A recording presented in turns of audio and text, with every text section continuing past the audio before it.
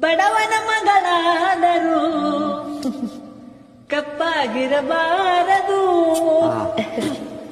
ಹೆಣ್ಣು ಹಣದ ತಾಯಿಗೆ ಎಂದು ಬೈಯಬಾರದು. ಹಣದಾಸೆ ಗುಣದವನ ಹೆಂಡತಿಯಾಗಬಾರದು.